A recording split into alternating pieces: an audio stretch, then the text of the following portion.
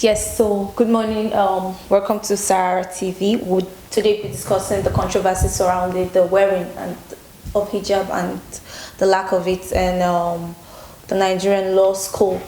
We have here today with us two guests, and I'd allow them introduce themselves. So let's begin from my right. Mr. Femi, please introduce yourself. I am Adeyeye Olorunfemi, a student activist and a politically victimized student of the University of Lagos. And on my left? I'm Adepeju Kausarat, a 300 level law student, University of Lagos. Yeah, so thank you very much. Welcome to SaharaTV. So, yes, so I'm going to start from the lady. When you heard the news about Miss Amasu, being denied called the bag or the ceremony, the swearing ceremony, because she had her hijab on, what was your first reaction? Well, I was happy because this is something that has been happening, but the fact that somebody was courageous enough to stand up and fight against the discrimination and she knew the consequences that she wasn't going to be called to the bar, and then she still stood her ground to ensure that she wasn't going to remove the hijab. I was happy, and I respect her for that. If she didn't take this action, would you have done the same if eventually you get to that stage in your life? Of course I would, because there is a verse in the Quran that says that we should persevere, we should be patient. Quran 30 verse 60, that let the believers, let them persevere and let them be patient, and they should not follow the footsteps of the devil. So if she had not done that, when I get to that position as well, I would have done. You also want to question the status quo. Yes. Let me ask you this, and I would like you to be very straightforward with your answers. Okay. If you Muslim law students reason like this want to, feel you're being discriminated and want to challenge status quo, how then would you feel if we have Christians, if we have other Christians, like we have the Celestian folks who were white, we have Jewish, Nigerians who wear that little cap on the head. If we eventually have people, want to demand for their religious rights in the Nigerian law school, how do you think, how do you respond to the first question we need to ask is, if they put on these garments every day, how consistent are they in wearing the garments? It's not difficult for you to identify a Muslim student, a Muslim female. You identify them with their hijab. If you see, apart from the fact that when they're going to the church or when they have programs, that's when most of them put on these garments. Do they put it on? Are they consistent the way the female Muslims are consistent with theirs? So if that's the case, then, but it's not the case. It will just be an issue of hypocrisy to be saying that if a celestial member wants to do this, should we allow them? Because they don't put it on consistently, so there is no point talking about it. You're saying it's not part of the dress code. It's or something. Okay. Are you aware that there are laid down rules that prior to the calling to the swearing-in ceremony, you're not supposed to have anything else on your head aside from the wig? I wasn't actually aware. It was when I got into the faculty that I started hearing stuff like this, and then I told some of my colleagues that I hope this will change before I get to the law school. If not, we need to do something about it. Do you think that other Muslim female lawyers who have, passed through this stage, the swearing in, and are practicing lawyers, are less devout Muslims than yourself? Well, I can't say somebody is less devout or more devout than me. That's what your actions but I would say that our level of belief is different. Some believe that when you get to a point, you can compromise, and some believe that no matter what, they can't compromise. So there might have been, in fact, there are some female lawyers that at some point they removed their hijab. But there are some that, because of that, didn't go to the law school because they can't just stand to remove their hijab. Yeah, so let's move over to Mr. Femi. You heard her concerns and the issues she's talked about. Yes. How do you respond to them? First of all, I would want to make this very clear in form of a disclaimer that this is a discussion and not a debate. Because in a discussion, we both are looking at what is right. But in an argument, you'll be talking about who is right. So we are discussing what is right. That is number one. And number two, I'm not a religious person. And not being a religious person is not the same thing as also being anti-religion. So let's get these things clearly. So I think I need to respond very quickly to the fact that do they put it on other faiths, other faithfuls, do they put on their dress every day and all that. Section 38 of the Constitution says that every person shall be entitled to freedom of thoughts, conscience, and religion. So we're not talking about religion alone. Thoughts. For example, I can wake up in the morning and say my own religion or my own thoughts is Adeyeism. And my own way of expressing my own faith is by putting towel, wrapping towel on my head. And that's my thoughts. Let me continue with it. Including freedom to change is religion or belief. So I can change my belief any day. And constitutionally, I'm free to do that. So either alone or in community with others, and in public or in private, to manifest, to propagate is religion or belief in worship, teaching, practice, and observance. So observance is just something like, for example, the cherubim and seraphim, they observe the Holy Michael Day. So just imagine they all move down to the courts, not putting on their footwears, and they even go with this incense, because they do that on Holy Michael Day, and they all go to the court that way. So it is an issue of religious sentiment. So it is not an issue of do they put it on every day. Anybody can come up with anything. And there's one thing we need to understand, and it's something I write about. This is Nigeria syndrome. That is a syndrome that is really killing this country. Anything that you practice elsewhere, immediately it comes to Nigeria, there's this thing that is attached to it. That when you talk to people and you lay down issues that normally every rational thinking human being should support, what you hear at the end of the day, no, this is Nigeria now. So that's tell you that things like this would be so sentimental. The religion itself is sentimental, and it is an issue of you just believing what you're being told. You don't question. That is religion for you. And that's the reason why I cannot be a religious person, because I question anything and everything. So the fact that this hijab issue can in fact can cause unnecessary hits in our polity is just a fact that we don't question. We don't question things at all. And maybe I should pause at this minute. Maybe when we continue the conversation, I would open more and more. Okay, Kausarat, let me ask you. I think, and most people think too, that the fact that the Amasu, right, the lady, had to reject, being called to bar because of the hijab thing, shows that she could be biased, in her judgment, in her court decisions, in her, eventually when she starts practicing, law, when she starts practicing, that if she didn't have to, put us through all of this stress. Do you agree? I don't agree. Although, as humans, human beings are sentimental. They are sentimental beings. But there are laid down rules. If she wants to be, there is a difference between being a lawyer and being a judge. So it depends on the path she's taking. Please, okay. If she's a lawyer, she has her values. She might decide not to handle some cases because of her religious belief, because of her values, because of her principles. But if she is a judge as well, there are procedures, there are laws that she must follow.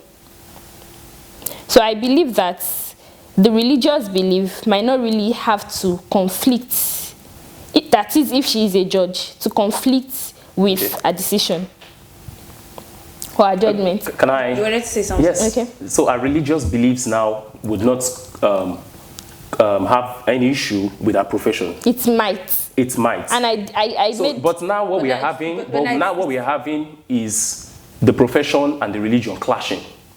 For example, let me react to that. We are not only talking about law here. What about in the hospitals?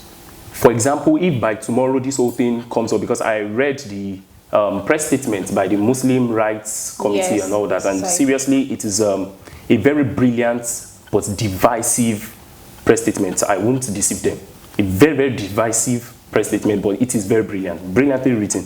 Now, in our hospitals, just imagine if we have a nurse who is, she's allowed to put on her hijab, and who sees a Muslim coming in. Please don't let us deceive ourselves. She would first attend to the Muslim person before the Christian person. So I don't want us to really talk about religion here, because even in Islamic religion, one thing I really appreciate is that when you talk about the Islamic religion, you talk about Muslims as practicing Muslims. You understand?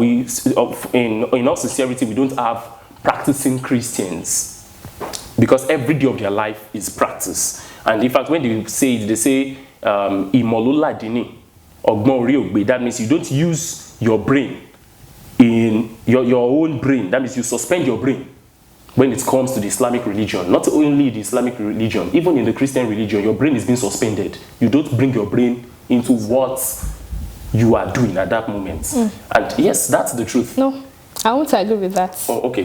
What it means is that you can't just follow your desires, because there is Quran, there is Hadith, and there is consensus of Islamic scholars.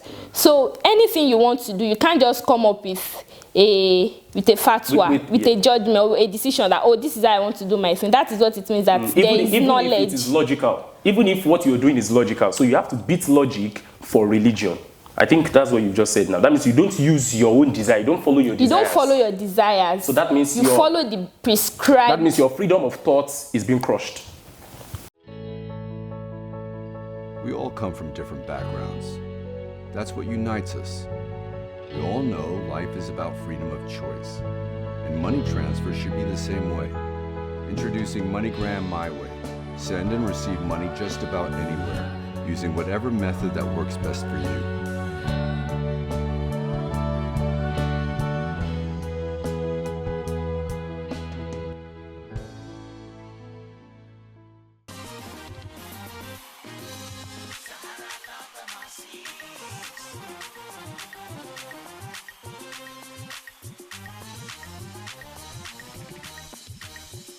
All right, I think we should understand that law itself is a conformist course, is a conformist discipline. You know that.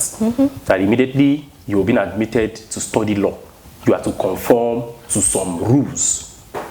Now, we should ask ourselves. Normally, I said I wouldn't react to this until I read an interview with the cable news. And what she said there is, she said, there are no rules that you shouldn't put on hijab and all that, but that they are just conventions and traditions of the British and all that. So then I was taken aback.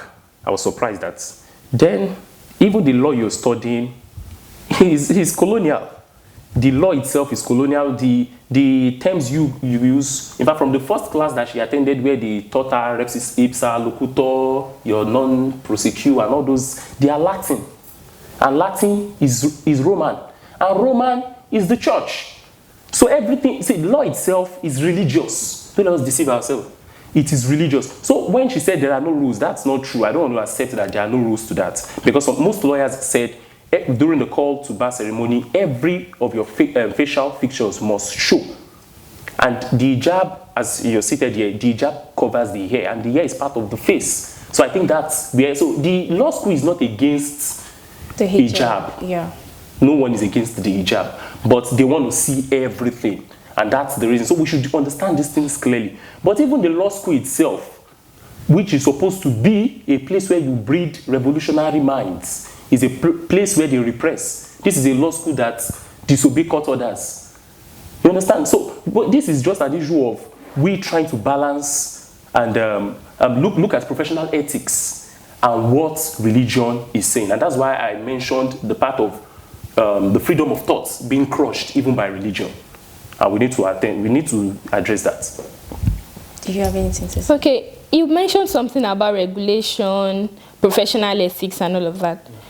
this, as you said, this law and the professional ethics is a colonial heritage. Yes. And law is something that changes. Society changes, things change. So as the society changes, the law is expected to be amended to fit in the changes. So, and then the Constitution, Section 1, subsection 3 says that any law, any order that is inconsistent with the Constitution will be null and void.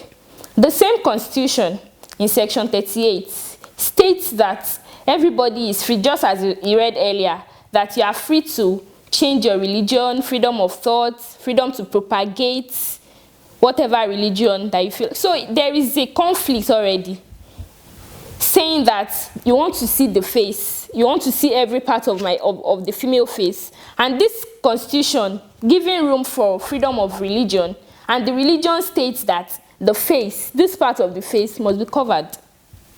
So there is a conflict already. You're not incorrect.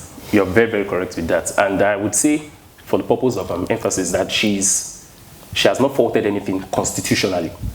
She has not. So it is just an issue of professional ethics and religion clashing here. And for the sake of the aftermath of this whole issue, that is the reason why I thought in myself to wade in. But another thing that we should understand, as I've said earlier, that law itself is religious. In the sense that I asked the question on my Facebook timeline, that would she bow to the judge in the courts? That is one question. This madam who is making us have issues about the hijab. Yes. Okay, would she bow to the judge in the court? One, would she even call the judge my lord? Because it is, don't let us deceive ourselves. People say my lord is just a sign of respect. It is not. It is religious. It is religious. Because, okay, you are a law student. You know what you all do. After the fact that you bow to the judge when the judge comes in, the judge is supreme in the courts. You know that. After that, when you do your file application and all that, you don't demand from the judge. You pray. You know that. These are our prayers. We pray that the judge, you pray. It is religious. And after that, yes, it is religious. And after that, the judge rules.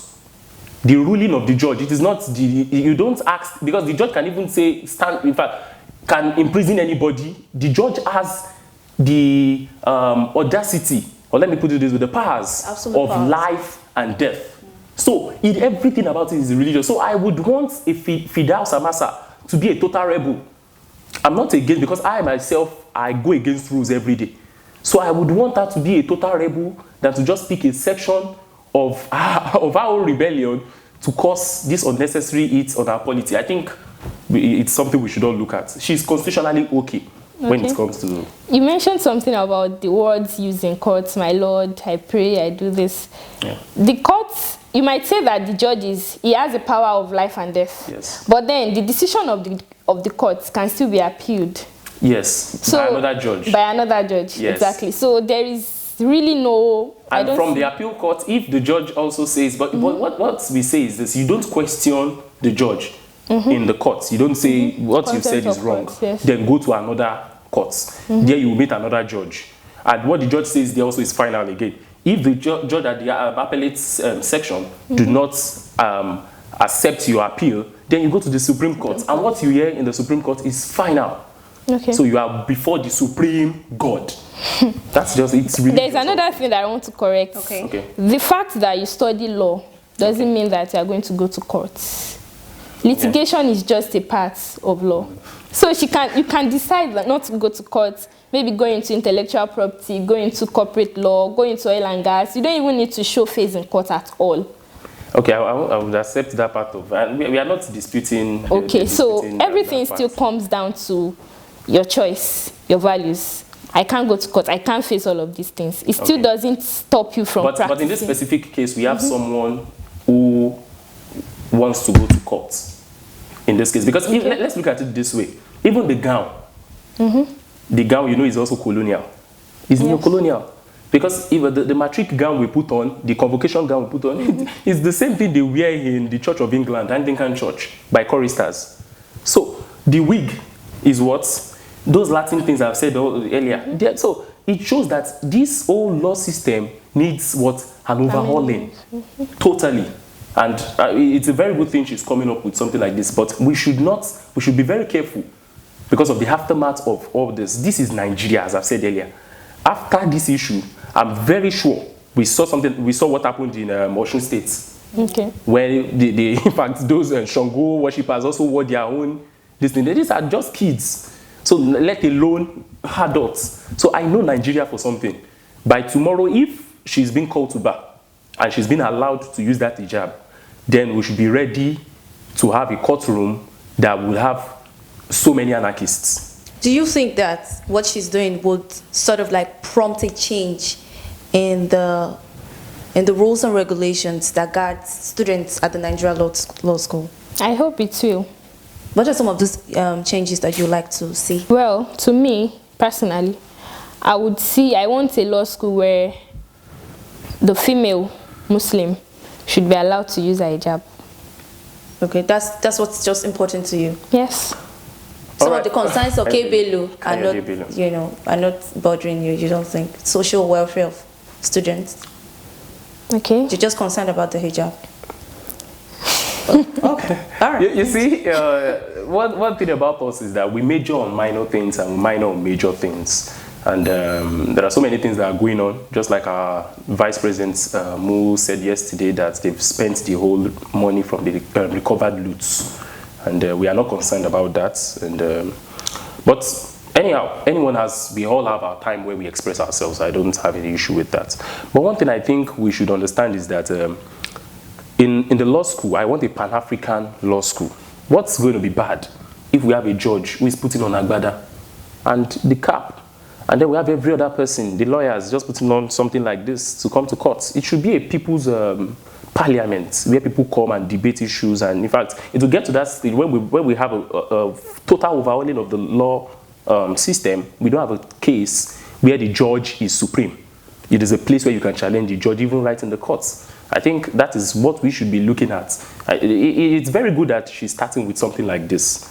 But I don't think we should major on something that's minor and minor on something that is major. Because if we are to go by that, then the Christians should not be, no Christian should be a judge going by the teachings according to the Constitution. It's just because we are hypocrites in this country.